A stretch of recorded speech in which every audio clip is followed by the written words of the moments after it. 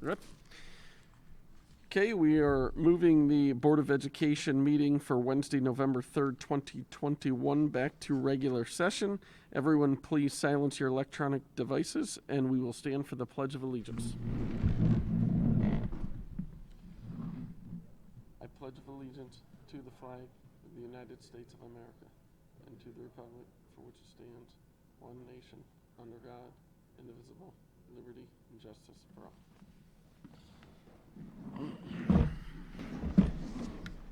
Additions and deletions to the agenda since Friday mailing. We do. Business consideration 6.12 will be adding the B-Cause project grant for A.W. Becker. Personnel considerations will be updating 7.3. That employee did get her fingerprints cleared. 7.13 will be the extension of a short-term business teacher. And 7.14 will be a bus monitor, but she is pending prints. It'll be reflected on my minutes. Okay, thank you. Can I get a motion for the additions? Mr. McFerrin, a second. Mr. Ross, all in favor? Aye. I need a motion for the acceptance of the minutes of the October 20th, 2021 BOE meeting. Mr. McFerrin, a second. Mrs. Burns, all in favor? Aye, motion passed.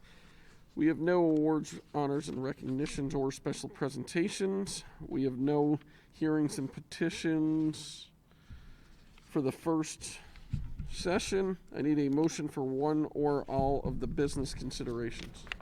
Make a motion for all 6.1 through 6.12. Okay, do we have a second? Mr. McFerrin, do we have any discussion? Discussion on 6.10. Correct, 6.10. Can we just get a recap of this program where these full-time teachers is, where we're going with these, please? Next to where it says full-time teachers, that it says COVID, you'll also see in there that there's an end date.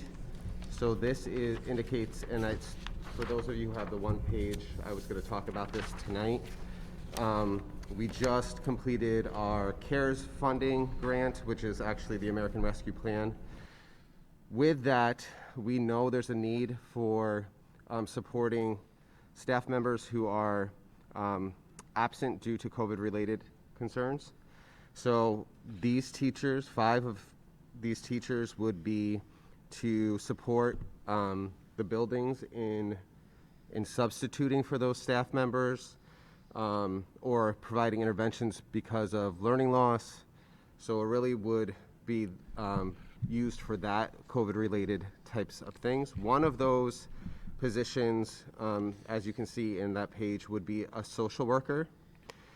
We really know that, and based off of feedback from our community and our teaching staff and administration, that social emotional health is important. So having someone who can be responsive to buildings to either support the social worker that's already established there or to help with maybe complex crises or issues is really important during this time. So again, there's an end date, so this isn't a full-time, there's no new courses or anything like that. It would really be to support staff members who might be in quarantine, or again, if everyone is in, they would help support interventions for learning loss. Okay. Does anybody have any questions? No? Okay. All in favor? Aye. 8. I believe there's minutes attached from the last CNI meeting that kind of go into a little more details on the development of these 4 courses. And one of the things I look forward to seeing is how this is going to progress through this school year in preparation for next fall. Things like the course catalog and how it's going to be incorporated into any of the counseling that students receive to make up their schedule. So as we get more materials and a little bit more depth to them, we'd like to have that back for the full board to review. Sure. Just so the board is aware, the CAD and the e-commerce are actually modifications to current courses. So the e-commerce is a full year at this point. They're looking to do a half year, which they actually think would increase enrollment. But to Ms. Hoteling's point, the other courses, the General Education Work Experience Program an intro to business. As we, our school counselors meet with students, they're going to gauge interest, and then I will report that back to either this board or CNI. Okay, perfect. Thank you. Need a motion for one or all of the personnel considerations. Donation, the $500 6-9. 6-9. We want to, Walmart. school supplies valued in the amount of $500 from Walmart. So we would like to thank them for the supplies for middle school. Thank you. Sorry, I forgot to pull that one out. Make a motion for 7-1 through 7-14. Okay, do I have a second? Mr. McFerrin, any discussion? All in favor? Aye. Aye. Motion's pass. 8 is informational items only. Special reports. I have nothing to report. Any other Board of Ed members have anything they would like to report on? I believe for the website, we discussed at the last meeting that there's an upcoming event with the VFW, and there was such great turnout for the breast cancer walk that we wanted to share the information on that event to see if our students, faculties, coaches want to participate in that also. Just to jump on that, Ms. Sawyer is going to jump on that with her middle school staff. They took the professional development day yesterday to create some lessons for students around proper flag disposal, and they're going to send out a flyer, so we should be able to have that on our website soon. Good. Thank you. Anybody else? That I wanted to bring up. Recently, my elementary student had brought home their Chromebook, and to see the excitement and the ease of use, I learned a few things I think from my daughter that night. And I think it's great that the district is set, and I know that teachers are involved with setting up things like Google Classroom in case there's a quarantine or an extended absence, and I think that that's phenomenal, and I commend all the extra work into that. But then also, talking to my daughter and on a daily basis, it appeared that the Chromebook was a big part of the classroom. So at first I didn't think much of it, and I actually asked her friends. She had we were together with a few friends, and I asked them, what is it like in the classroom and using the Chromebook? And it sounded like it was like the major tool, day in and day out. So that kind of got me a little concerned, and just thinking that I hope that we're not relying on it all the time in school. I understand the COVID with sharing things. We do get papers home in the backpack. I do see them. I think it's really important that kids are still using pen and paper. And I've had other parents approach me about that same idea, that it seems like they're using the Chromebook way more than, not that they should, but more than, I feel that is productive. I haven't gone to any teachers, and I'm not overly concerned. My son does great on the Chromebook. My daughter, not so much. I can sort of see her and how her friends have figured out to manipulate the apps. We have so many good apps, tons of reading on there, tons of math. They're smart. I feel in a lot of ways that she's not getting the content. She's has the ability to manipulate the app easier. I just wanted to, let you know that, that kind of stuff is going on. Me being a teacher, I see it the same way. Kids these days are accelerating way more with any computer skills with CAD programs without me having to interject, because they can figure it out. They're not scared to press buttons. They're not scared to do that. So I'm going to continue to watch it. I know that I do want to have some discussions with teachers about the use of the Chromebook, but it's not just my thought. It did come up with a few other parents that also had these, concerns. So I'm just throwing that out there.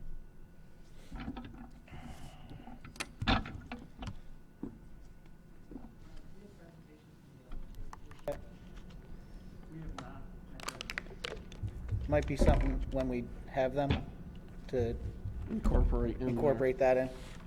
Right, and also how the connection between, what you do in school and how it transfers to home when, I think we've had, we've been quarantined. I've missed a few days of school, and it wasn't set up yet, and I know it's going to be big, but I just would like to see that connection, I guess. Yeah, Bill, that brings up a good point. During that.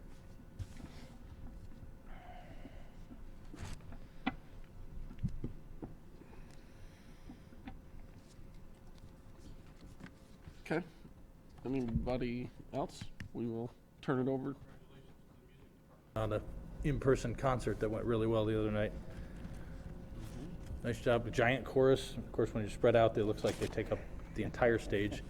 And then the band, brand new band teacher, haven't met him, but boy, do I like him because he's all business. Comes in, plays the music, and we're out of there. And that's what I'm there to hear, just the music. They were good. They did a great job. Great. Okay, we'll turn it over to Dr. Bailey.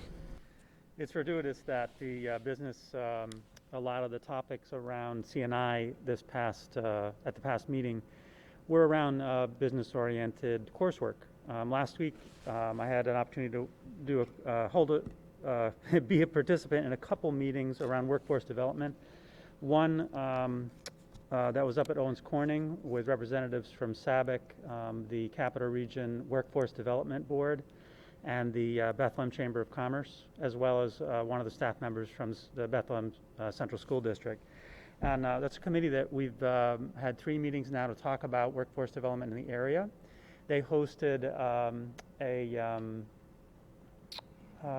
industry awareness day, which usually they have students take a tour of one of their facilities to give them a sense of the work that's happening there. But because field trips in some situations are not quite appropriate yet, we had adults go this time instead. We invited some of our counseling staff and classroom staff to take a tour of Owens Corning and SABIC.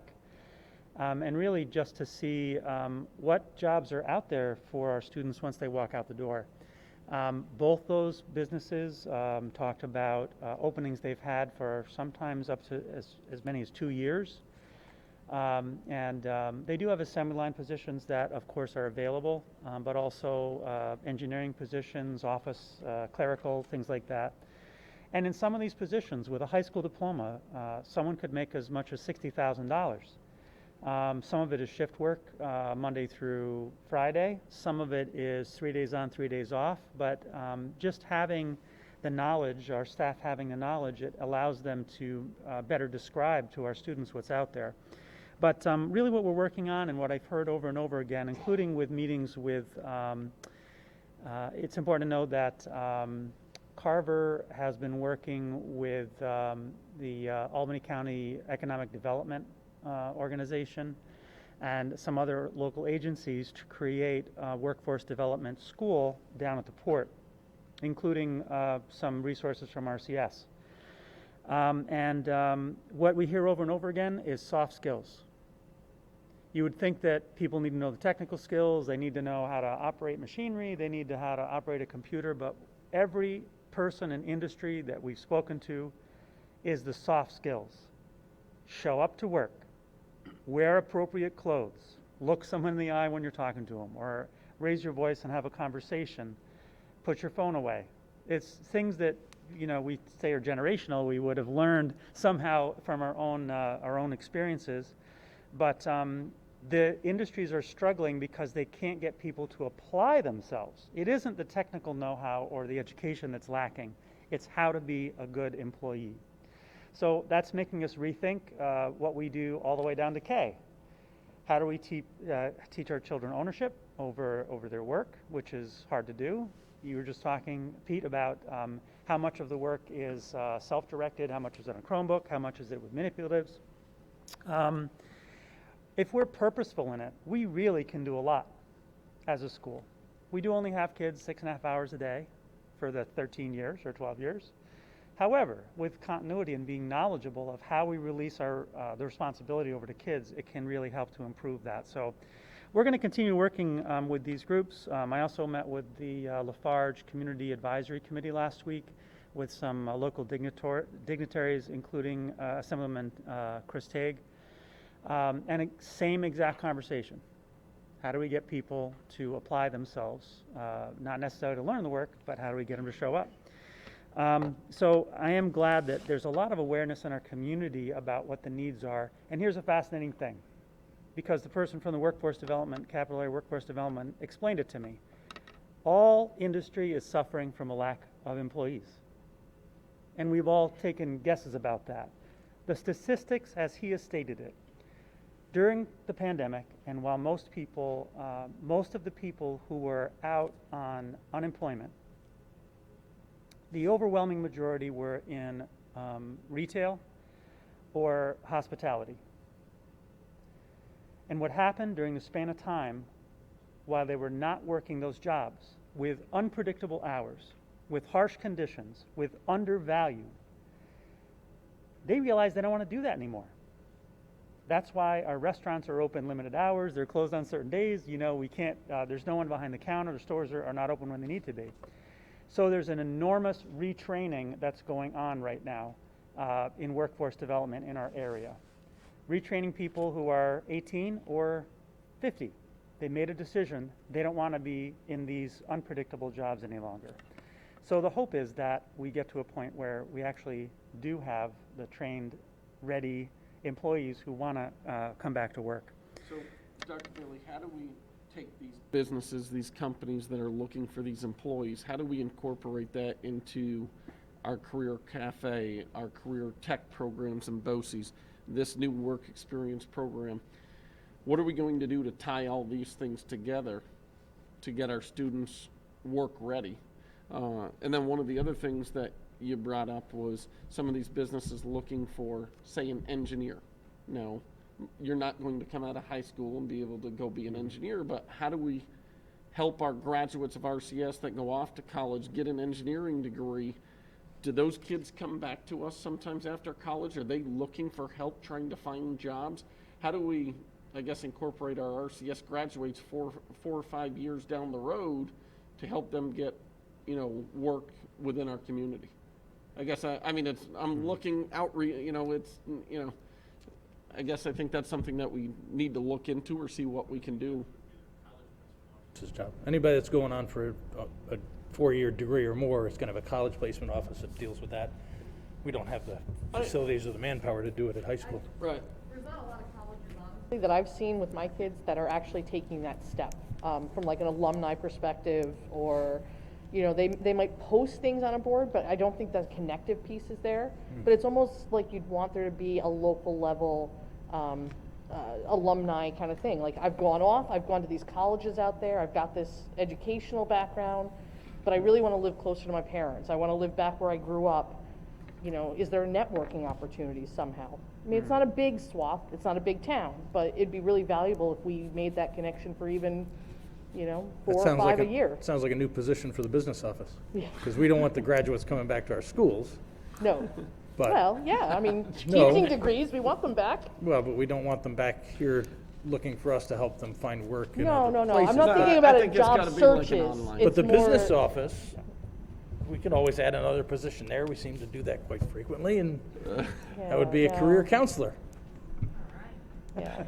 One more person for Joanne to manage. So I guess, I bring it up, just something that we can maybe talk about or in the future and, how we're going to tie, a lot of these things together.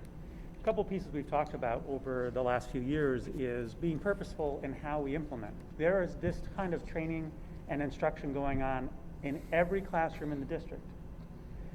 It happens throughout the days and throughout the years. It's up to us to be purposeful and make sure that we've created something from all of it. We've talked about 5-year pathways for kids. So like an interest survey through Naviance they might do in the middle school or otherwise. And we help them navigate a path, get into these classes, get into the CAD class or e-commerce because it's something that might interest them, so they have exposure. Give them the tour of Owens Corning or SABIC so they can see what fabrication or industry or assembly line jobs are out there that, it is 40 hours a week and, you can be rewarded for that. And the last thing I was going to say about that is there's also inventories for our school in general as to whether or not we are helping students be employable, ready for enlistment or ready for enrollment. Enrollment, that's the easy one. The state is all about that. They've only recently redefined what graduation credentialing looks like. It used to be Regents Diploma, Advanced Regents Diploma, Advanced Regents with Distinction. That's it. You're a graduate or you're not a graduate. Now, they have included Career Development Occupational Studies, the CDOS class. They've included CTE. They've included AP or IB, International Baccalaureate. They've included college courses, and there's a little bit of credit. It's kind of a weird system. You can be a 2-point graduate, a 1.5-point graduate, a 1 point. So they're like judging us as a school as to how prepared our kids are as far as enrollment goes. But I think it is really meaningful for us to be introspective about how prepared we are, or our kids are, around employment as well.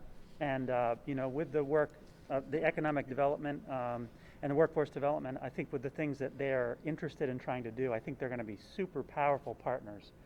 And we know there's a pipeline. Any one of our graduates wants to go get a job, they can have a job. They just have to want to get a job and be ready to be able to be successful at it. So as we go through processes over the next, the remainder of this year, we will be talking about how we measure how we're doing. I mean, and this goes perfectly into our long-range planning. Joanne wants to talk a little bit about facilities planning and how we're thinking into the future. In the past, for budget development, we've done a number of different models.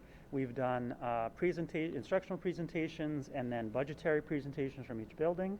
Last year, we did a budget advisory committee where a smaller group of people was seeing that, and we were looking at some examples out there in the world. And between now and next meeting, I would love for you to be introspective about what it is you would like to see for budget development this year. And we kept saying last year, program, facility, finances. Lots of schools have trouble doing that with fidelity. You know, we're like, okay, we got debt rolling off. We got to figure out how to spend this money because we have $14 million of debt rolling off. So we need to do a $14 million project. If a school district's waiting to that point, it is already 5 years too late. It needs to be informed by program first. So we know that we have capital outlay project money, $100,000 projects we can do every year. We have Lafarge money that comes in every year, and we have a capital reserve with between $5 and $7 million in it. And next meeting, we're going to have John Sharkey come and talk through our building condition survey and how we map out this next project that we want to do. The next major debt is rolling off about 2025, so this is the right time to have discussions about major construction projects. However, that $5 to $7 million can certainly address some of our more immediate concerns, and it needs to be based on what we think is important programmatically. So we'll start with our presentation from John Sharkey next time. On a very aggressive timeline, we are hopeful that we could make some decisions for an initial project to go up for a referendum in the fall of 2022, which would allow us to bring it to the voters at that time, and then break ground in 2023 sometime. And like I said, it has to be long-range thinking to the next debt that's going to roll off and how the pieces fit together. In this last project, we did the largest portion first, smaller portion, smallest portion. There's no reason why you can't go in any direction as you do that kind of development. So one of the things we talked about, and you mentioned going out in fall of 2022, correct? Was, are there any other types of projects that we could possibly put out in the May budget that would be sooner? You know, we discussed things like blacktopping the driveway, things that we wouldn't need so long for state ed to approve. So I know blacktopping the driveway was one. I'm sure there's other things we can think of. If there was anything possible that we could try to plan ahead for and get out in a, even if we had to do a vote in the spring and a bigger one in the fall.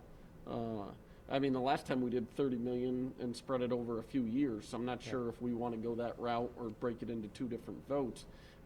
But I'd like to see if we could do something, if we could, earlier than the fall of next year, because then it's 2 more school years before we get anything done.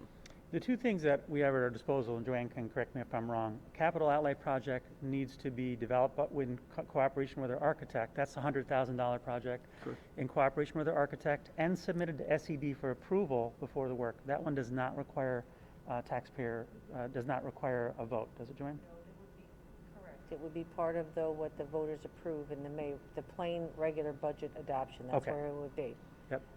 And the other one with the Lafarge money, we are not, also not beholden. It depends on the extent of the work that we're going to do, but it's also not beholden to taxpayers. When we have to go out for vote, it's when we're trying to access money in a capital reserve. That's the money that goes in but can't come out without a vote. Right.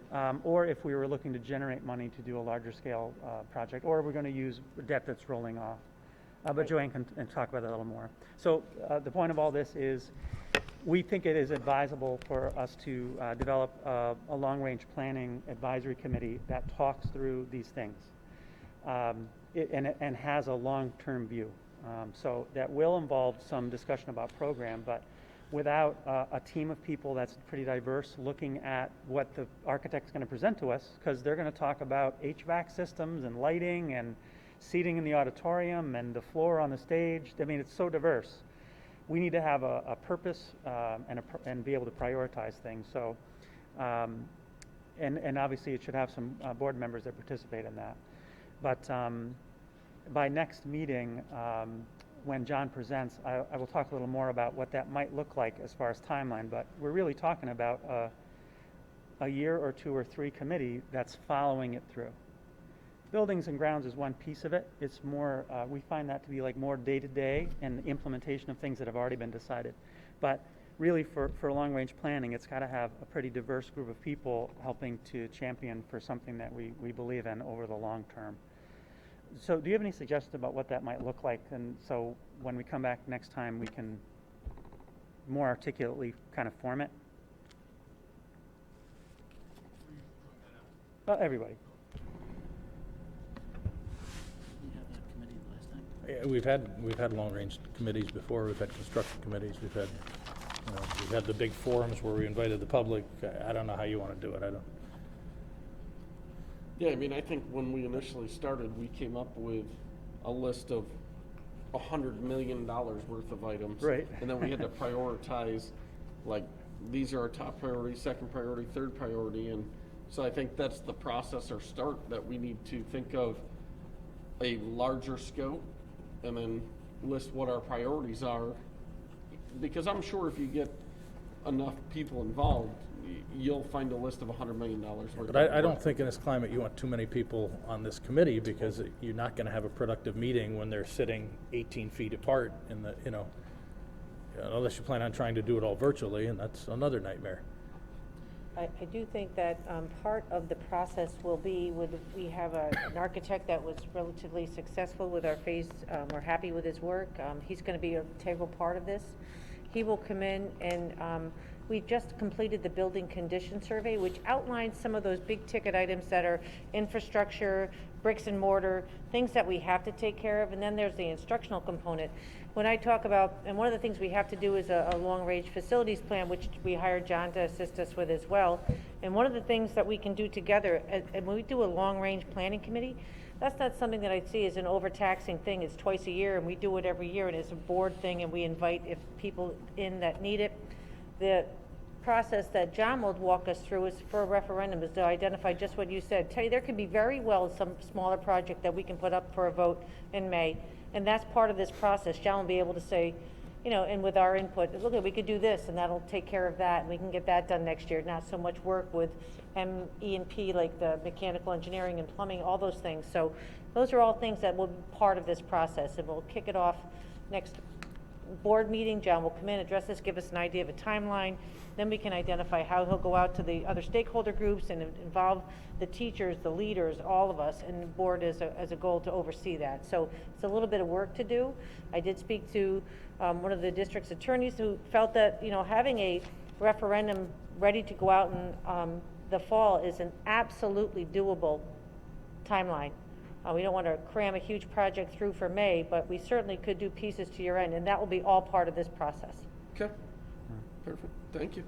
And the last thing I wanted to share with you is we talked, almost 2 months ago about our student who was selected by Albany County for the recyclable bag contest, and this is Kylie McGinnis' work.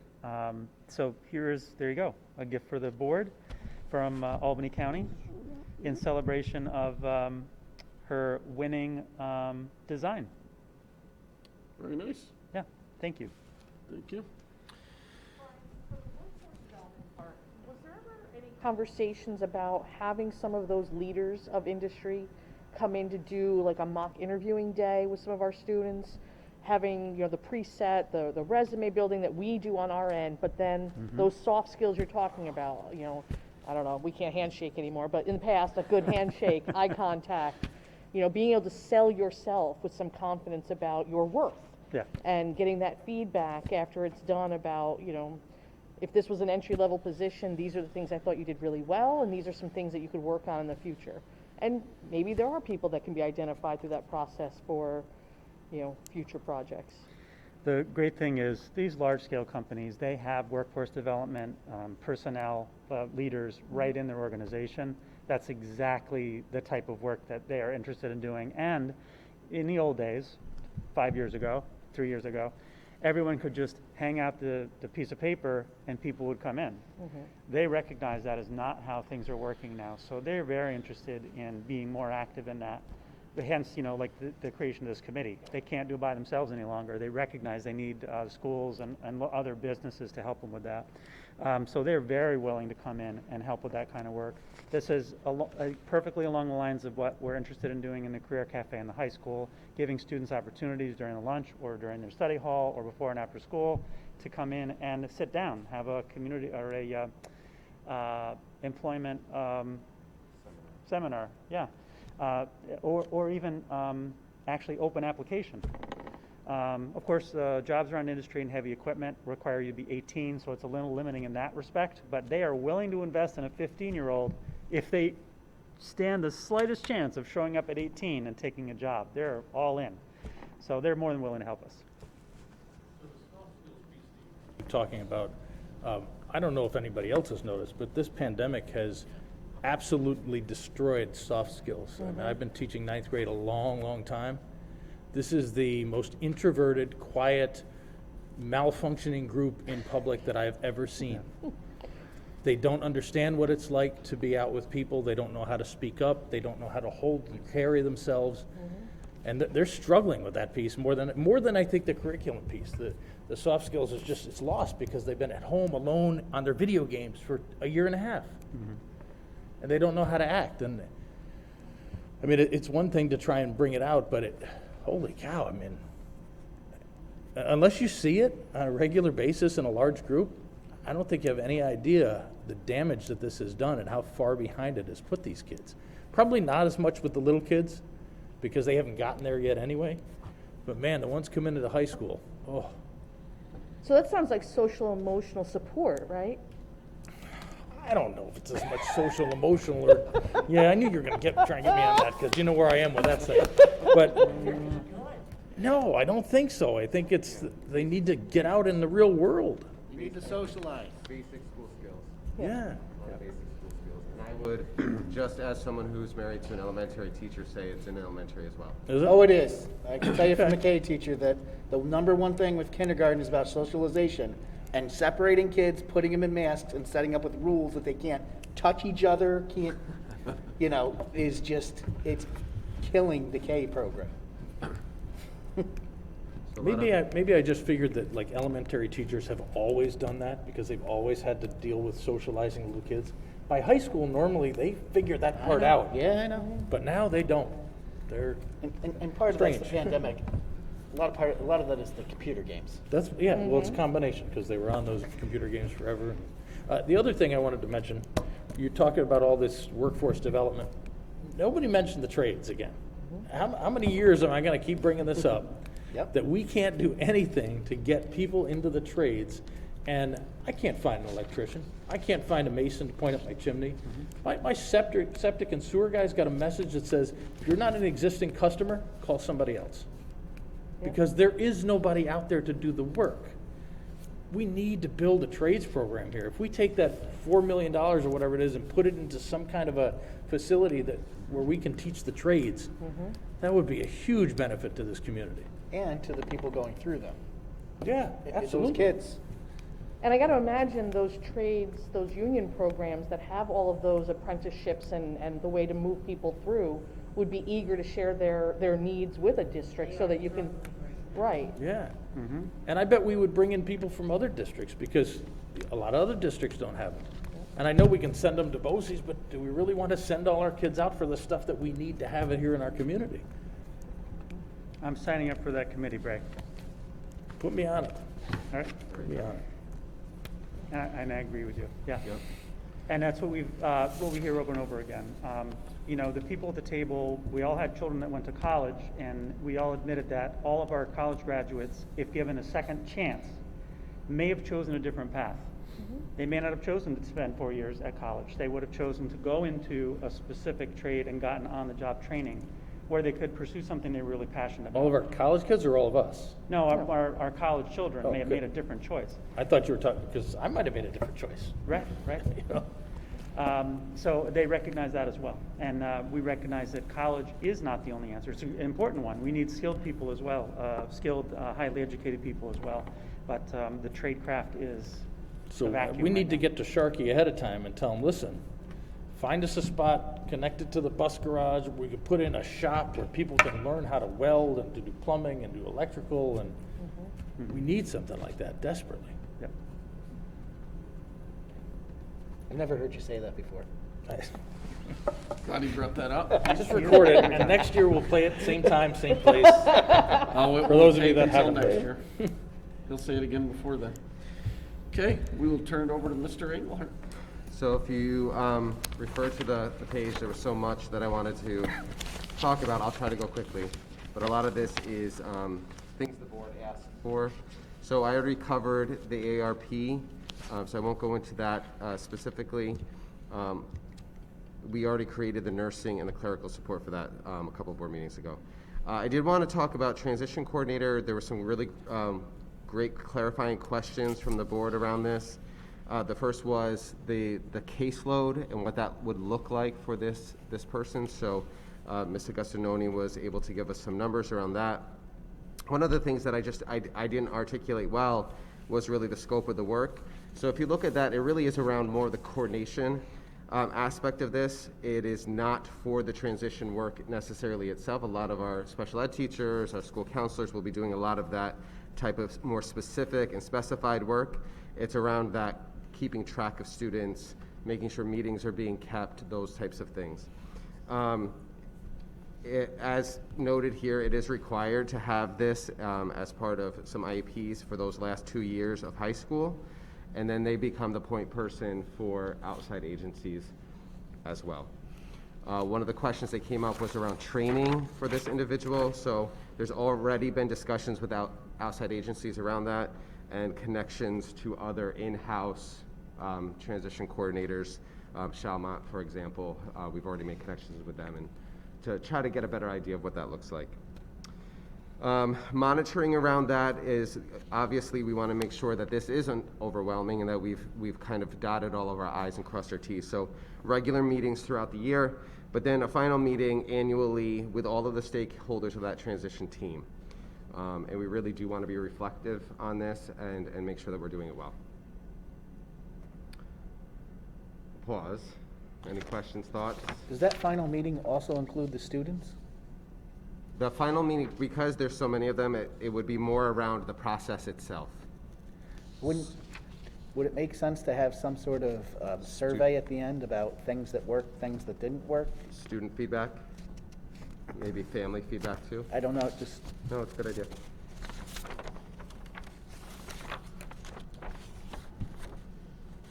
Okay, back of that page, one of our board members asked about something that he had heard about. The middle school and high school is looking into implementing, is actually in the process of getting trained in what's called eHall Pass. It's a digital management system. This came from actually Coxsackie Athens. We had gone down as a team to check out their library as we started to plan for the Career Cafe and what we were going to do with that. And one of the questions was, how do you manage students coming into that library to make sure you don't get 75 kids when you really are only supposed to have 30? So from that, they had implemented eHall Pass. So we started to look into it and saw that there's a lot of benefits, not just the management of certain spaces, but it can help with things like you would do a regular pass with bathroom use or other areas like counseling, making sure that students are going to where they said they're going to because there's eyes on those passes. Those passes are created digitally, and if that area cannot be used, it'll come up on the device to say that it's not in use. Once the pass has been used, it turns red, you can't use it again. So it's almost like the old school pass you would carry down the hallway, but it's digital, so that way we can better track that. So, so I guess that's was going to be my question, is what are they going to carry? My second things are, so if you have a teacher and they have 5 students in a 40-minute class that want to go to the bathroom, your teacher has to keep watching their computer to give these kids approval, and then the kid has to keep looking at his computer or his phone. So he's going to put in to go to the bathroom, wait for the teacher to look at their computer while the teacher's trying to teach class, wait for the approval, and then he's going to leave. And if that happens 4 or 5 times in one class, the teacher's going to be responsible for checking them out every single time. To be honest, that might be easier than the old handwritten passes if all you have to do is hit a button on the computer. Because I know all day long, we got this screwy system right now. I shouldn't say this out loud, but they lock the bathrooms between classes, and they're only open during classes so they can monitor who's in and out, which means every kid that used to go on their way to class like you wanted them to now has to leave during my class. So that's what you So do I the probably same write a thing. dozen passes or more every single class, and I got to handwrite every single one. If it popped up on the computer and I could push a button and say go, that might save time. I'm concerned about, are they carrying the computer with them everywhere they? How do they show the pass? How do they manage the pass part of it? Other adults in the building can see. If you look at the middle school, we have the hall monitors who are usually positioned near the restrooms. They know, and right now students are signing in when they get to the restroom. Mm-hmm. Right now, they could have a device, an iPad or a Chromebook that would actually show them this student is here, and they would just be able to. So the check that. monitor would have it there on their device, not Yeah, the they kid. can see it as well. Yes. So the kid doesn't have to take anything with them. Wherever they're going, the person should have a device that shows that pass. We don't shows want up. the kids to carry their devices. I Right. mean, the high school, they do have personal devices. That's fine, but we're not going to ask anyone to carry on the Chromebook. That's Can't not guarantee they hygienic. have personal devices. I mean, we can't guarantee they're going to have a No, phone. that's why they can use their Chromebook. Yeah, but they can't carry their Chromebook to the bathroom. They don't need to carry it. Just check in, check out from Yeah. the classroom. Yeah. saying, it sounds like the kids have their Chromebooks up and operating almost at all times. Like, they get to a classroom, they pop it open so that they can, That is incorrect. no? A lot of the classrooms, the kids are not using their Chromebooks. So if they're not opening up their Chromebook, then we have to rely on using their phones, and if a kid's got their phone taken away from their parents, can they raise their hand and still go? No, they just open up their device and they You log in. log in. So they have their Chromebooks, but they might not be on them. Yeah. They all have their Chromebooks. This is secondary as well. They have them, they just don't, sometimes they Right. turn them on, sometimes they But don't. you said this is middle school also. Secondary, yeah, middle school and high school. So 6th, 7th, 8th grade will follow the same process. And then the question sometimes is, how packed is this bathroom hall pass going to be that, you know, sometimes kids have to go to the bathroom. I mean, how long do they have to wait? Are you in the queue that, you put in at 10 o'clock and so many other kids have already signed up, you don't get your pass until 10:30? Or do you have to plan ahead to put in for the pass, I guess? That's probably how I it mean, works how's that work? anyway, because you can't have more than 2 kids in the bathroom at a time, so they'd be standing in the hall waiting, right? Yep. I don't Yeah, know how but you would only take your pass based on your class. Is this system school district, the school building wide? Yeah, the system would know that only so many students can be in the library at a time, or students can be in a bathroom at a time. So it would just say it's not available at that time. Once it hits a number. Yeah. There's, remember, there's multiple restrooms available to students during every period, and they can choose a different one, I suppose, if that's possible. Though we always encourage them to go to the one closer to their classroom. We don't want them to go all the way to the other end of the building. But, in all honesty, we won't know until the first day that it's fully implemented to know whether we have students who, for some reason, all of a sudden can't go to the restroom. We would make adjustments when we discovered that. I mean, The teacher can override if there's an emergency. right. And I mean, I think that, we probably are going to have a big learning curve with this thing. Yes. Maybe not a Yeah, big we're one, but still some learning, finding yeah. things out, and I'm sure it's going to be different for the middle school and high school. One of the other things I'll bring up is, I think this is something that I would have rather heard about here at the board level and staff level and everything before your kid comes home and says, hey, I need to log in and get a hall pass to go to the bathroom now, and you're like, oh, what is it? You know, and you haven't heard about it. So I think these are things that even before we roll these things out, that we need to make sure we have discussions with the board, with the community, as what our plan is. Because I'm sure there's a lot of parents asking these same questions, and their kids are going, I don't know. So I think that we just need to make sure we communicate, provide information, or when you start this program, I think you'll have a lot of parents emailing or calling going, my kid didn't go to the bathroom, or why is this, you know. So I think we just need to make sure we're communicating. Yeah, after the concert the other night, a parent stopped me and said, I had some questions. My middle school student came home and asked me about that. So right after that, we connected with our communications person and the building principals, and we talked through how we would share that out. Right now, we're still in the training stages for both students and staff. We're not implementing yet, but there will be, and there already are some questions about it. Sure. So we have our PR ready to go so people understand. Brian, I know a couple years ago we were talking about the locker rooms being closed most times of the day or whatever. Are they open to go for the bathrooms and whatnot? Locker rooms are usually locked during PE because it's a safety issue, unsupervised area, more so than a regular restroom. I think they're locked during classes. The PE teachers lock them last thing they do before they go to the gym. That's not our preference. We don't want students to go into the locker room to use it. I agree, but if there's only a certain number that can go in any bathroom at any given time, you want as many bathrooms available as possible. Locker rooms are dangerous areas, though. Without somebody in there, that's where kids get in trouble the most. We'll see what the traffic flow That's where looks the like. fights happen, and we'll, that's where the make a plus determination. don't kids like leave all their stuff out when they go to phys ed? I mean, I would think if I'm anything, theft. Since the dawn of happens in the time, locker Ray, room. that's what they've been doing. Yes. Yeah. I'm leaving lockers open and things like Too bad that. there's not a separate entrance to the bathroom part of it. So, Brian, does this rise to a policy change? Is this something that needs to be reviewed? We were, I know this doesn't, maybe not be relevant to your question. We were using a QR code form of travel during COVID to stop, at that time it was don't touch the same pen, don't touch the same piece of paper, and the high school had been using it pretty broadly, this scan code in order to leave and go places. It's up to you. It is a change of modality rather than a change of policy. Saying it's the more modern way of doing it. It's like saying signing in a building using an iPad instead of using a piece of paper. The vehicle is different. I don't know that the practice is different. There's part of it that sits badly with me. I know we can say till we're blue in the face, there's no tracking of this, but there's a digital footprint that shows how many times this kid went to this bathroom during the course of the day. And, I as a parent would have wanted to know that doesn't have a role in this.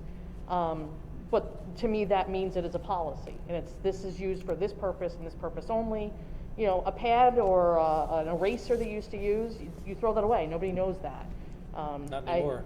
Now we have to keep them for contact tracing. Yeah. Yeah, no. Yeah, but most of the things we did through COVID have a limited lifespan. We would have to address things that we want to last outside of COVID afterwards. If it was an intervention for safety during that, there's a lot of gray area. But if you want to change the way you do something because you learned it through COVID or you tried it through COVID and you want it to stick, then I think it should still have the same scrutiny as any other policy. And the difference is that you keep your own pad stuff. You don't know what happens with the other teachers. If it's in a centralized database, it's data. And But isn't what the one thing we're always looking for is data? Like, I don't want to know when the people kid- go to the bathroom. if the kid went to the bathroom 18 times in one day, somebody probably should address that. Right? It's going to be a battle with some parents. I don't care. Kid leaves my class 3 times in one class, I address it. Well, If they're going 18 times in a day, somebody should address it. yeah.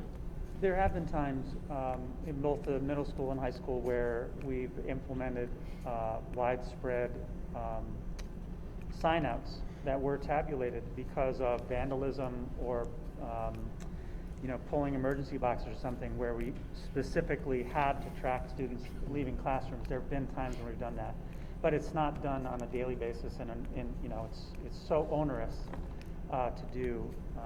We only did it when there was a specific issue that we were trying to address. But this new digital thing was not onus. I mean, now it's a couple keystrokes, and you can Absolutely, yeah. you can take that data however you want. I'll look at two things. One is existing policies that might address issues of student privacy, data privacy, and the other one would be around our, what's the data privacy? The 2D compliant. Yep, our compliance around digital privacy. And I'll let you know what's there. Okay. And this is one, the next one, Mr. Everly, is one that I mentioned last time we would talk about. So structure study at the middle school was conceived really throughout the scheduling process over the summer.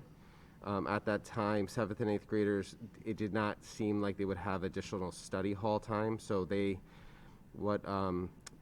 middle school staff had thought of was a way to mirror team time. So 6th grade has a period where they really focus on intervention skills, and they wanted to continue that. So they thought that this would be an ideal opportunity to kind of catch up on work, practice what study hall looks like. Since then, and through not only your prodding, but some other staff members as well who are in charge of structured study, many of the students we're finding out have a study hall. So we want to look at this time differently. So getting to your point regarding how we might be able to use that to support things that students might be more interested in. So I will continue to follow up, but I wanted to give you at least the context. I didn't want it just to lie. We've talked to middle school admin. They are going to continue to talk to those teachers regarding that. We obviously know that there's learning loss. To Mr. Engel's point, there's study skills and schooling skills. If we could utilize time to do that work, we would love to do that. This time has also been used by our school counselors to promote community building and social emotional health. And so we want to really think strategically about that time. We also are going to survey students as well and give them some thoughts, because we want it to be engaging. We don't want it just to be 20 minutes where they're sitting there doing nothing. So I guess I look at it, two things. Is one, I mean, it adds more to our staff if we had to get our staff involved, which is already stretched thin, with what they have to do. And two, it's taking away from 20 minutes of kids blowing steam off in a recess of being, outside at this age level, and we're taking that away. So I guess those are my two concerns. Is with that, like you mentioned, they have study hall. We don't have staff to cover to make it instructional or intervention. So I think we have to, make sure we take all those things into account. I just want to make sure to Bray's point, the message I'm hearing from a lot of teachers is learning loss, school skills loss. If we can take 20 minutes and think of it thoughtfully on how to meet some of those needs independently, to your point, because this is still a study hall, so teachers aren't teaching during that time. But if there's a way to utilize student goal setting, student projects, something that's still active and academic, that builds resilience, grit, having kids be able to write for more than a paragraph, those types of things that we know kids have lost, I would really like to encourage that type. Telling them, here you have 20 minutes to talk to each other, play with each other, but no devices at all. The thing is, Here's a ball. We have building aids. Go to it. We don't have teachers. We don't. What's that? Not for this, though. So, I mean, we have a building aid in there with how many kids?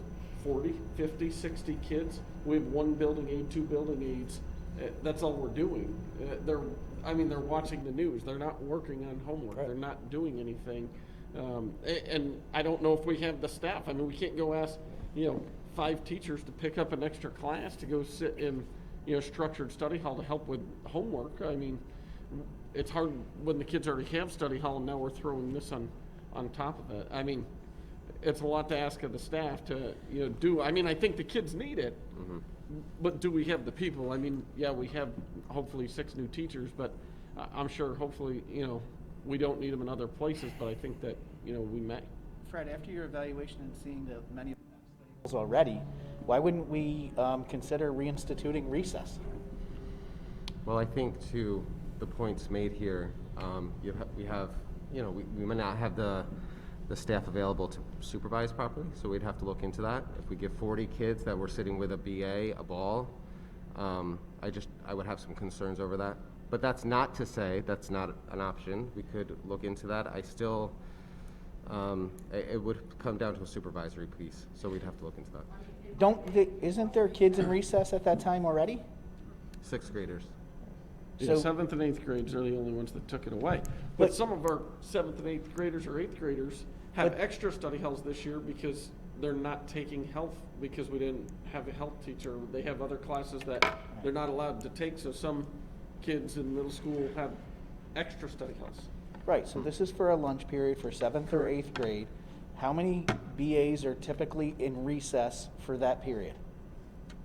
This is usually supervised by teaching staff, 2?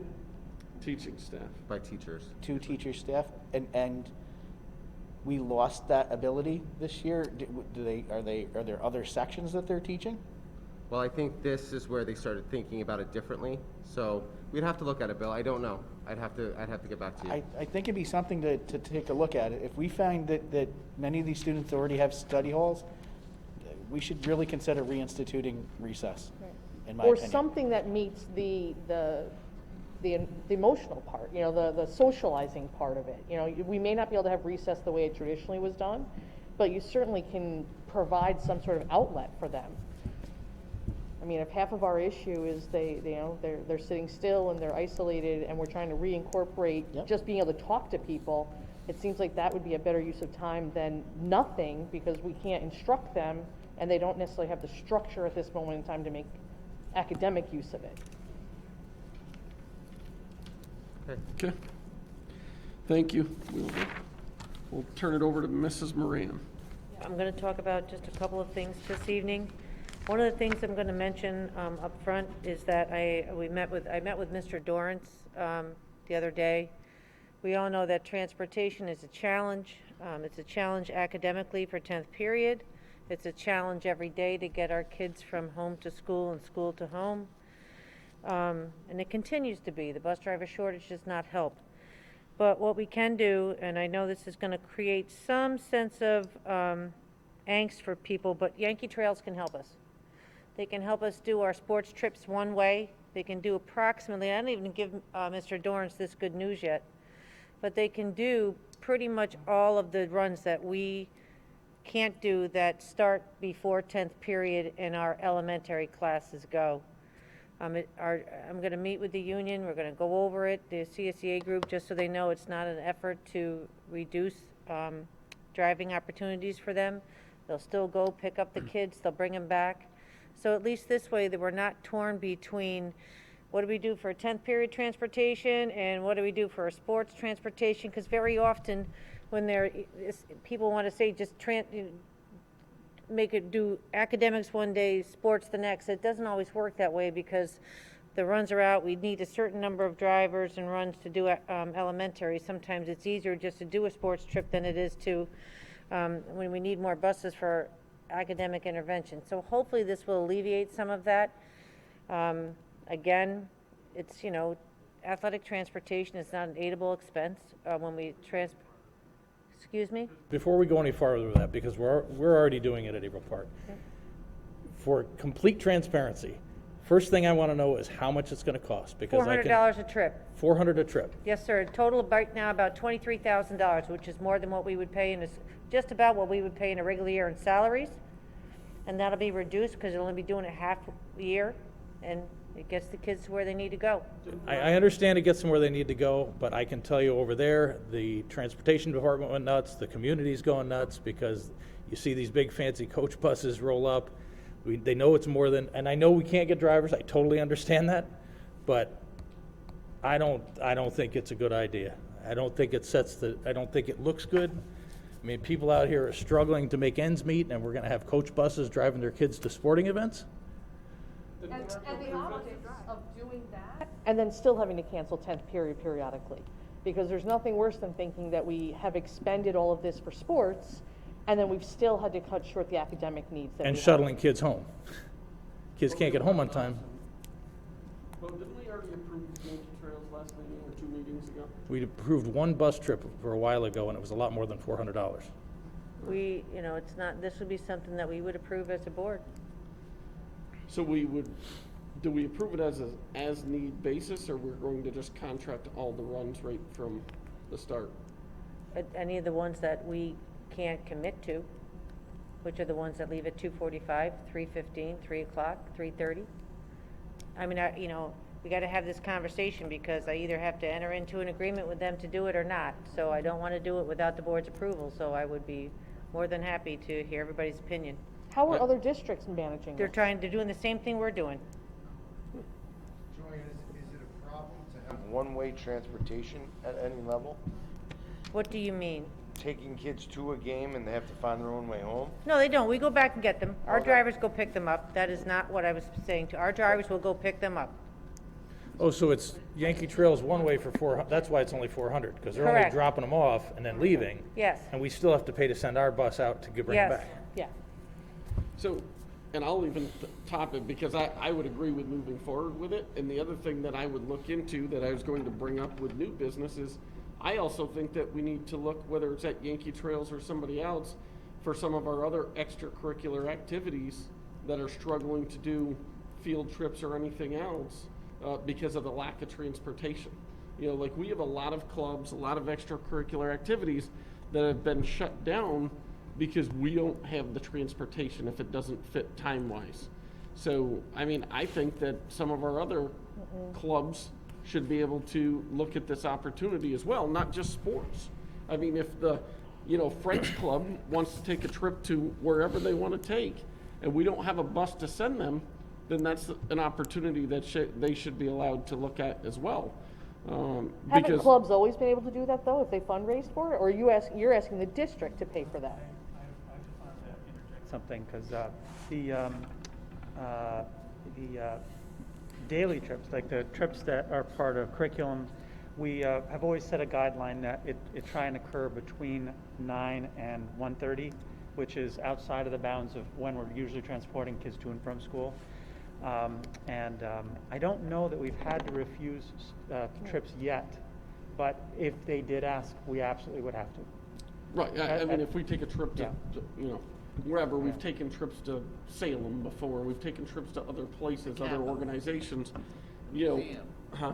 The Capitol, the museum. Right, I mean, do that now. I mean, if we can do it with a school bus, then yeah, we want to do it with our school bus, it's a lot easier, but also, I don't want kids to miss out on opportunities, that we have or can provide when we have another option, even if it's going to cost us, some money to do that. I mean, I don't think it should be limited to sports myself. I think that there should be other activities that, if we need be, that should be an option to them as well. I don't disagree, and I think it jives with our whole conversation on soft skills, right?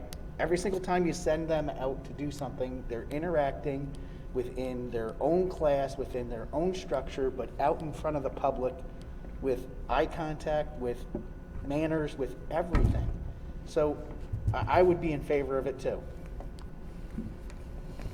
I think it's terrible optics right now with people not being able to afford to live, basically, for us to be bringing in charter buses. I think it's the worst thing we could do. I would rather find a way, negotiate the heck out of it, pay the drivers, whatever it takes to get them to come drive for us, rather than a step towards privatizing. I think it's off. There's I no don't way think that's an option no way at for all us. that I would support it. It's not an option. It is an option. We haven't negotiated well enough in the last years. I've said over and over, for one, you've got many employees here who could be eligible to drive if we talk to them and manage to convince them to do it, and we haven't gotten there.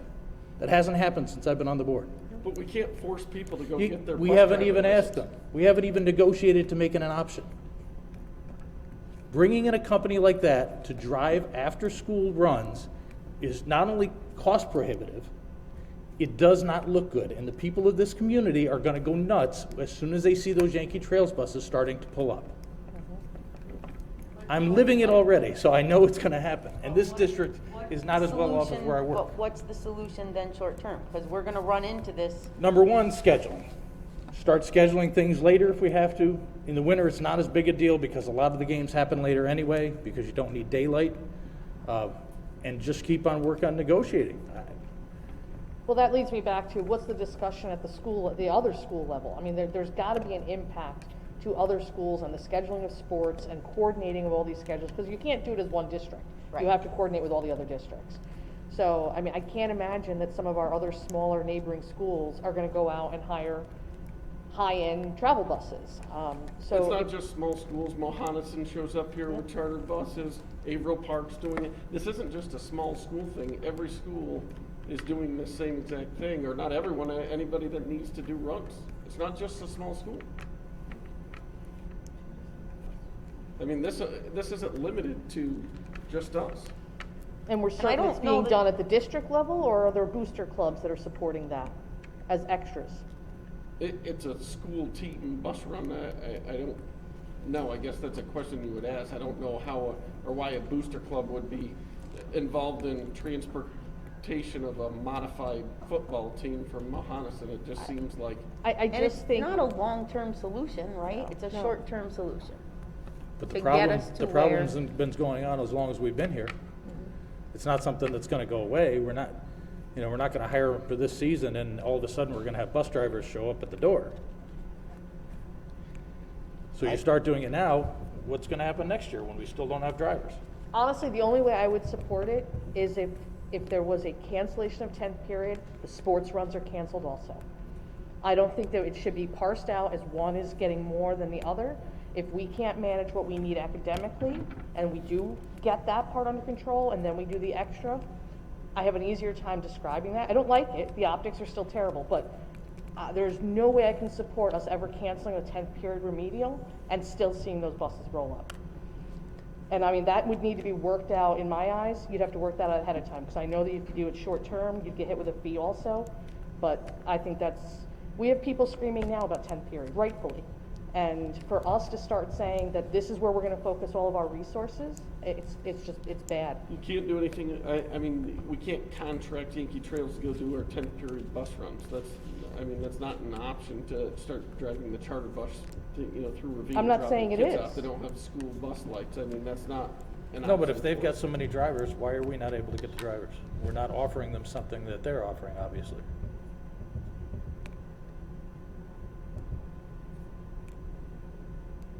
So I think there's a short-term, a mid-term, and a long-term solution. I think short-term, I'm not against the proposal that Joanne said. I think that we do need to continue to investigate offering opportunities to current employees to get their CDL, if that's what it is, to ask them if they can assist in driving bus runs. I think that we need to be creative. I think we need to look at how much we're paying the bus drivers too, and long-term, I think we need to look at, what it takes to actually operate transportation within our district. We need to be able to support that and try to focus on supporting every aspect of transportation as needed, whether it be bringing kids in, getting them home, that constitutes 10th period, and any sort of extracurricular activity, whether it's supporting field trips during the day, if there are after-school field trips or things that take longer, doing all of that. That's the entire embodiment of, the school education. I know people think sports is different, but it's a continuation of the day. It may not have a chalkboard for academics or algorithms in front of it, but they are teaching, they are learning, and guess what? Sometimes that's the ticket for keeping that kid in school, engaged, and learning. So I think we need it for everything. And a lot of the things that Bill's talking about are 10th period things too. It doesn't even require them to go somewhere on a trip. They're supposed to be staying from 2 to 2:40 to participate in those types of clubs.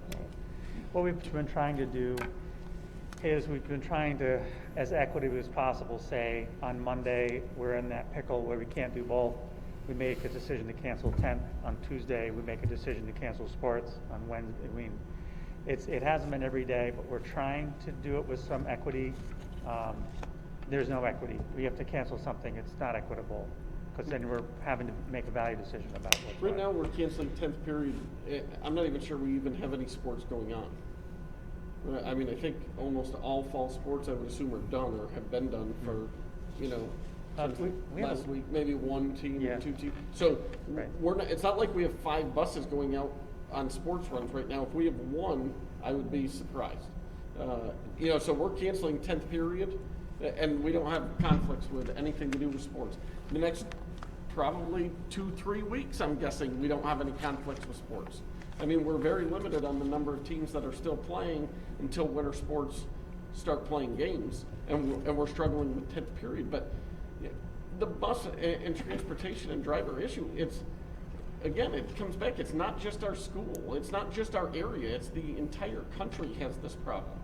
Yeah, so, I mean, it's nothing that's just going to go away overnight. I mean, it's not like we're going to steal 10 bus drivers from a neighboring, you know, school district tomorrow, even if we offer them a $5 raise. It's not going to change and increase our bus staff that much. So, So what do you do if you start using Yankee Trails and realize that, you know what, spring is even worse than winter is, and we have no drivers, and now we have 5 Yankee Trails buses going out a day? Meanwhile, we can't get the kids home on time because we don't have enough drivers for that, and we certainly can't run a 10th period run. And then we come around to the fall and we start all over again. And we're sending 4 or 5 teams out a day. That's you have- not sustainable. That's not reasonable. put it in think the you have to budget, contract it out like we do for our runs with Coxsackie Transport. But nobody else has the drivers to do it. Coxsackie Transport can't take anybody else. They can't. Right, I understand that. That's what I'm saying. I mean, you have to contract it out. But it's- I mean, it's not the reasonable only to way go to be to- able to have these activities. If you want to have activities, that's what you got to do. It's not It's reasonable part to of go to running a the charter school. company to pay that kind of money when we don't pay our drivers enough as it is. Didn't you say it's less than what we'd be paying? I'm sorry, I can't hear you. When Bray first asked, didn't you say it was going to be less than what you would pay our own No, staff? it'll be, Not even close. we won't save any money from it. Okay. You'll lose money because it's a one-way trip for $400, and to pay a driver to go out and go round trip, even with the deterioration of the bus and the gas and everything else, is well less than half the cost of that. Listen, here's what I want to share. We struggle, that transportation department is there from 4:30 in the morning, most of them, and some of them work 12 hours a day, every day. It would be very easy for me to send an email out and ask everybody out in the audience, who wants to drive for us? When are they going to drive? They teach during the day. They teach from 7 o'clock in the morning until 2 o'clock in the afternoon. That's the optimal time to train to drive a bus. Other school districts that pay $3 more an hour than we do are having the same exact problem. We're doing a BOCES survey through all the schools to find out where we start. Should we all start at the same rate? We're eating our own young at different schools, trying to rob from Peter to pay Paul. They are trying to schedule Darcy. I gotta give that woman, there's not enough praise I can give her that she accommodates what she can. I don't know how she does it. She starts at 4:30, she's working until 8 o'clock at night, trying to schedule things to meet, so she doesn't have to upset somebody because they can't do a sports trip. If I do it this way, at least I know ahead of time that I'm covered for 2 weeks. We could do it 2 weeks in advance, so at least I could have a breather, so I can say to transportation, okay, focus on this for the next 10 days. No, I cannot guarantee that 10th period academics won't be impacted. Right now, today, you just approved the resignation of 2 bus drivers. One hasn't been here for quite some time. One has decided to seek employment elsewhere. I can't begrudge him that, different hours. He doesn't want to do this. There's also people that are going out on medical leaves that are out. I can't control all of that. So I think as a group, we have to decide what is it we want to do. Bray, I absolutely understand what you're saying. Absolutely understand it. It's expensive, it doesn't look right, but what does this community want? Do we want to do that and invest in that so we can at least plan for 2 to 3 weeks at a pop where I know I'm going to be, at least have this, and I cannot tell you that that will alleviate every other problem, but it gives them the peace of the mind that they can focus on how am I going to do the rest of it. It is not everybody is going to be happy. That's without a doubt. I feel bad. We want every child to get the best education that they can get. We want every child to take advantage of every single extracurricular opportunity we want. We have a shortage of teachers. We have a shortage of drivers. We have a shortage of custodial workers. I need your guidance to tell me which way do we want to go. Isn't this also a contractual issue? I don't know if this is something we can even bring up now, because last I know, there was something in the driver's contract that said that they were allowed to take the extra runs over their contracted run for overtime purposes. Yep, and that's part, we're going to have to go through that as well. So We so it's not cannot even make everybody happy. But it's not something we can even do until that's negotiated out, which we've The- talked well- about for years. Right, they'll get paid in the meantime. That's how it'll work. So- If they can't do it, though, they'll do the work here. It's not gonna have that much of a negative effect. They have to get the academic program here. We don't have the drivers. So with the support of the board to look at other avenues, I can sit down with that CSEA group and say, here, it's what we're gonna do. It is not a long-term fix. But I don't even know how to combat it over the next 18 months. We would need 20 drivers. And every other district in New York State needs 20 drivers.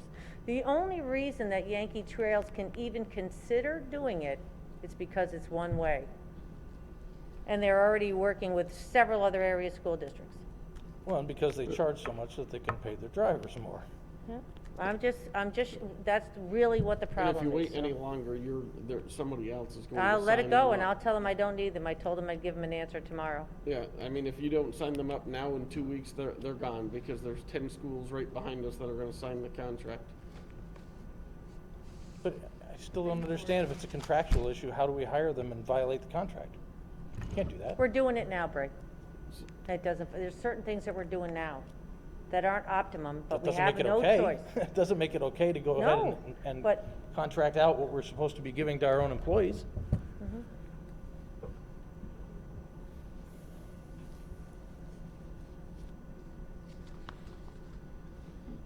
Well, I don't know what you need, but I'm in favor of it. I need a majority, because I can't Yeah. agree Yep, with I'm in favor of it. I am absolutely not.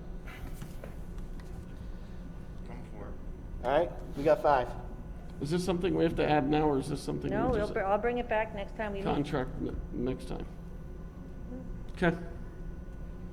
And I do appreciate everything that you're saying, Bray, but I'm not sure that I can't quit my job. to I be a can't bus wait till the driver. community hears that we are spending $400 to send a Yankee Trails bus 30 miles to Then drop the our kids the off. So The then what- community so needs to then step what- up and come They, drive bus believe me, for us. they will be here, because we've seen the same thing over there.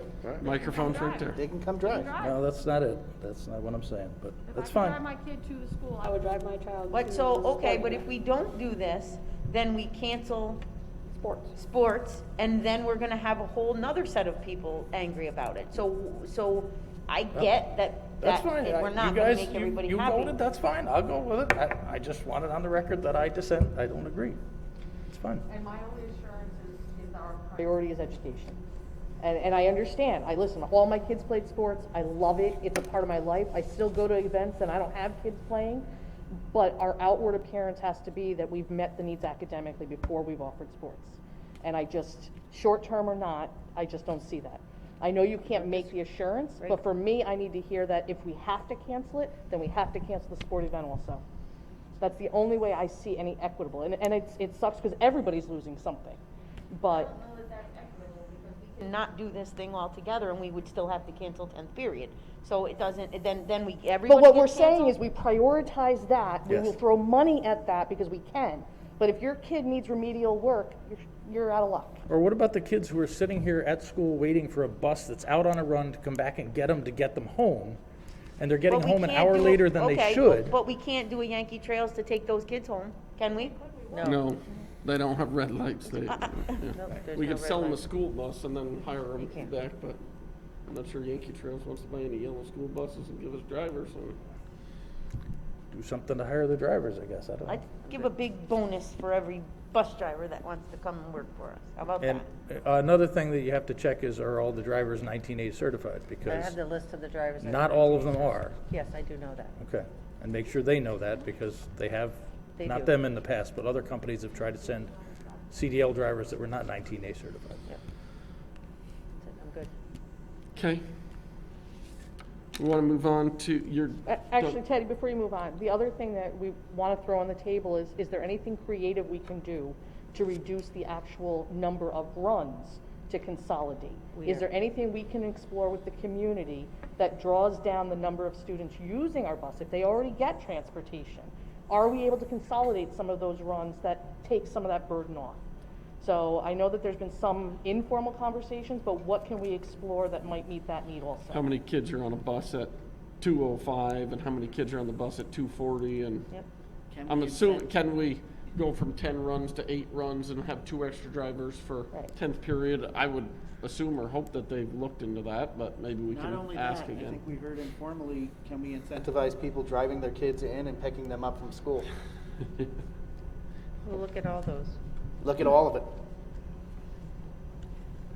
Right, because that reduces the numbers, which reduces the number of drivers. Right. I'm not sure it does. Yeah, I don't know. That's all I can- State ed law says you have to have a spot on the bus for every kid that goes to the school. Doesn't say that depending on who decides not to ride, it says you have to have a spot on the bus for every kid that goes to school. Well, if there was an emergency, we would. If there was an emergency, everything else would fall down, we would have those seats on buses and we'd have drivers to move them. In an ideal Not world. if we cut the runs, if we, Right. But for those targeted runs, those afternoon runs where we know that on a daily basis we run tight and one call out affects that entire program, do we have flexibility to consolidate in some ways? Can we make informed decisions that are positively reactive instead of negatively?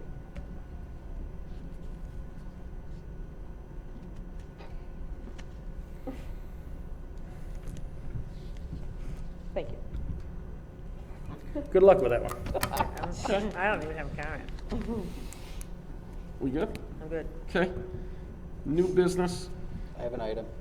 Okay, go. Can we get, maybe the next meeting, an update on supplies?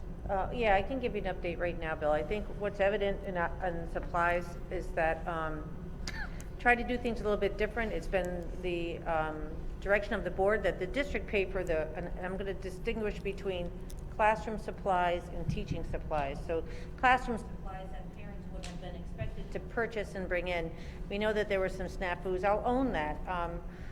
You know, we tried to do things in bulk order to make it easier and then disseminate the product to the different schools. Well, there was a little bit of a snafu with that, and part of it was pandemic related because of all the delays in shipping and the back ordering. But as of today and tomorrow, we don't have somebody receiving either, which is sometimes a challenge. We had a big pallet of supplies that came in on October 21st and unfortunately sat there until recently. As of tomorrow, they'll be organized and most of the needs set up for the general supplies. Classroom supplies or teaching supplies, I'll reference. Some of them are still on back order. And we've looked at it and we've owned it. We're going to do things differently. Right now we're looking at, because we use ed data and because it's not so easy as for us to go to Walmart and purchase, because we have procurement guidelines that we have to follow. If things in aggregate cost over a certain dollar amount, we have to follow certain purchasing guidelines. We do that and we use a consortium who's ed data right now. We use most of them for most of our supplies, general supplies and classroom supplies or teaching supplies. Pretty much everything that we do, we purchase. We're going to do it different next year. And Sue Harrison, who is our purchasing person, she and I spoke today in great length. We're going to work with hopefully a couple of people in the elementary schools because I think that's where it's the biggest impact in the elementary schools. And how can we do things differently?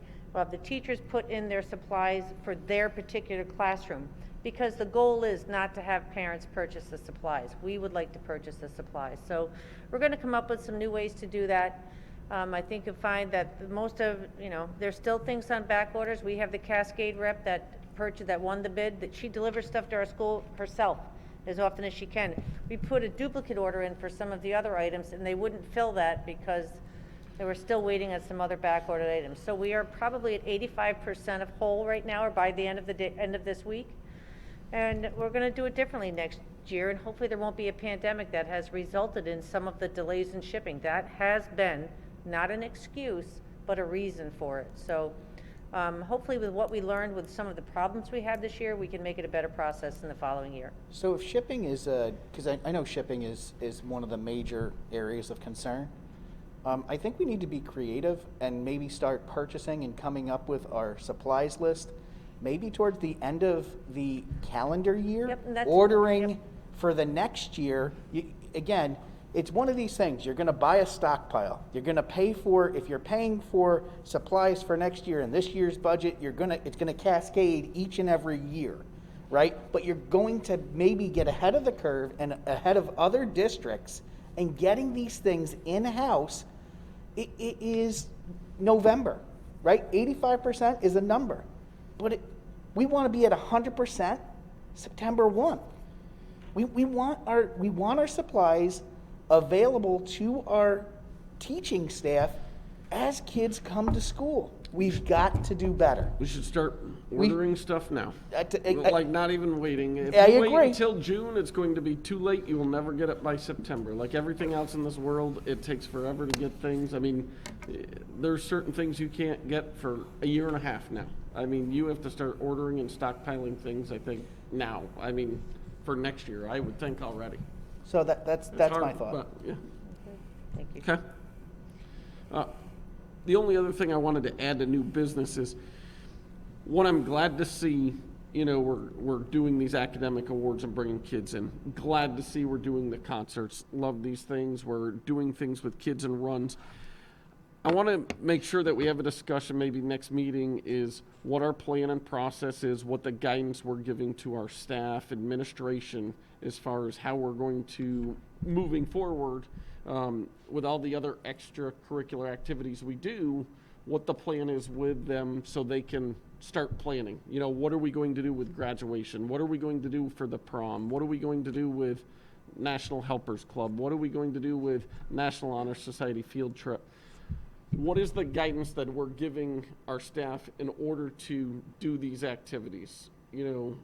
My thought process is, if we can do these things by following state ed guidelines, health department guidelines, and we can do all these things and still follow the guidelines, then we should be providing these students with the opportunity with these extracurricular activities and getting things back to normal.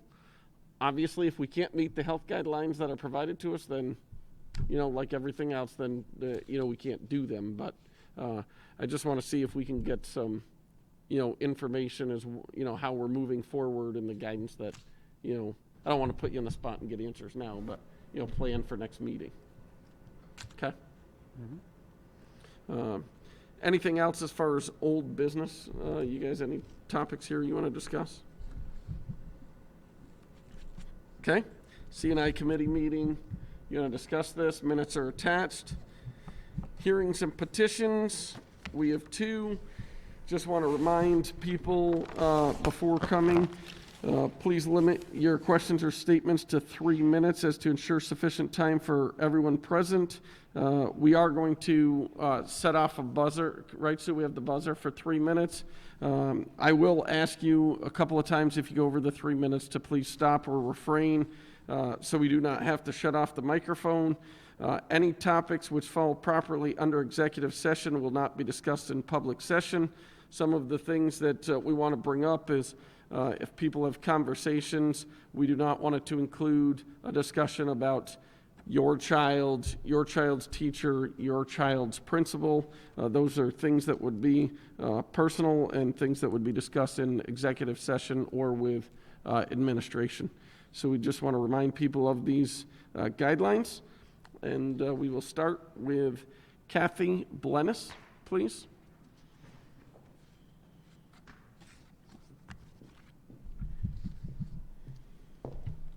Good evening, everyone. Thank you. My name is Kathy Blennis, and I have 2 children in the district. I'm here tonight because I'm scared. I'm scared for our children, I'm scared for our families, and I'm scared for our teachers. I am new to Board of Education meetings, only have attended the last 2, although my oldest has been in the district for 5 years. At the last 2 meetings, I've heard about, and this meeting, actually a lot of what you guys have said tonight really coincides with why I'm here. At the last 2 meetings, I've heard about a high school graduation rate of only 87%. I've heard about intervention programs put in place to increase our graduation rate, and I heard the term intervention study hall. We've canceled 10th period buses. We're underpaying, thus undervaluing our teachers, even though they and community members have been here at these meetings urging and pleading with you all to increase their salaries. We had 12 teachers resign. We have a library full of books at Peter B. that our children are not allowed to touch, they are not allowed to borrow, they are not allowed to read. We have an elementary school teacher that has resorted to taking the kids to the town library so that they can borrow books. We have students at the elementary level that receive no written homework, no spelling words, or the lessons that would accompany such words. This is the time to do more, not less. All kids lost out last year. Shortened days, remote learning, quarantine, etc. This year, we have dismissals that start 25 minutes before the school day ends. Dr. Bailey, I wish you had my kids in school 6.5 hours a day, but you don't. Truth to the matter is they're getting dismissed at 3:05. Also, class is not starting until, sidebar, okay. So, dismissals that are starting 25 minutes before the school day ends, teaching that doesn't start until all buses arrive and kids eat breakfast. Thus, classes are not starting sometimes until 9:15 or 9:30. Quarantine, and as a result, independent remote learning. We need to rethink our approach at the elementary level because I fear intervention study hall will become the norm for these kids, and you'll need more than one session to address it. I ask for homework for all classes, for all grades at the elementary level.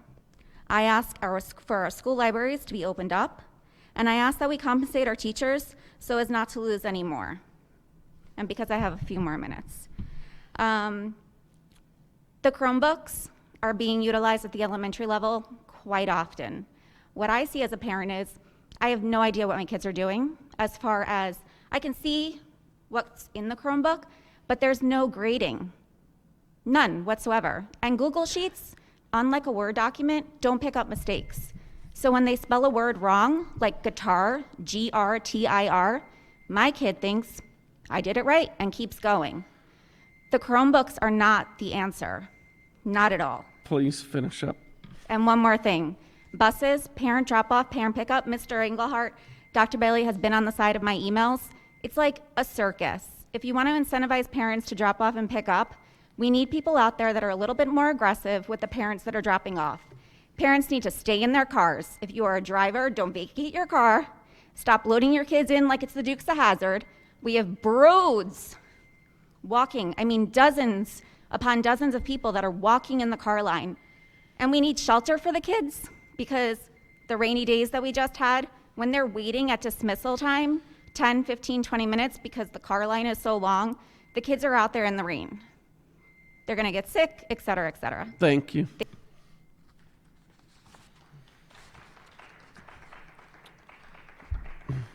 Bob Dorrance.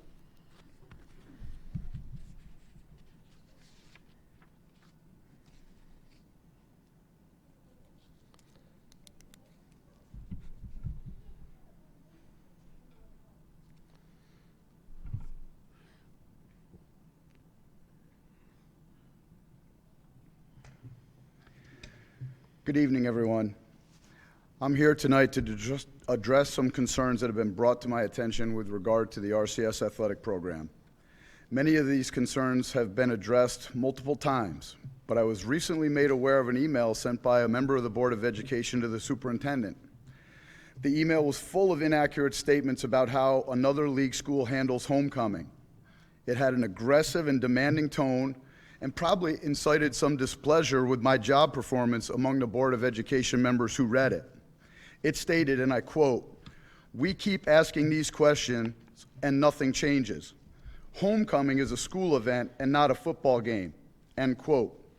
It concluded by saying, "We deserve answers to these questions, and if we can't get them, maybe we need to move in a different direction." Wow.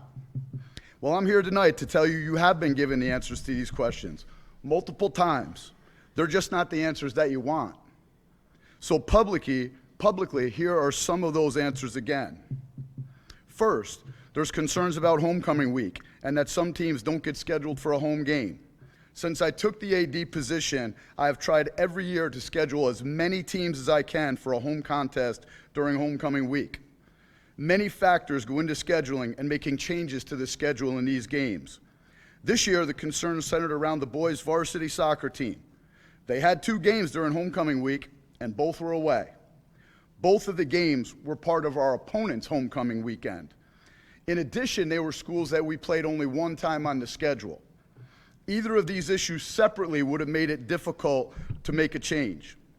This year, cross country, girls tennis, and boys soccer did not have a home game during the homecoming week.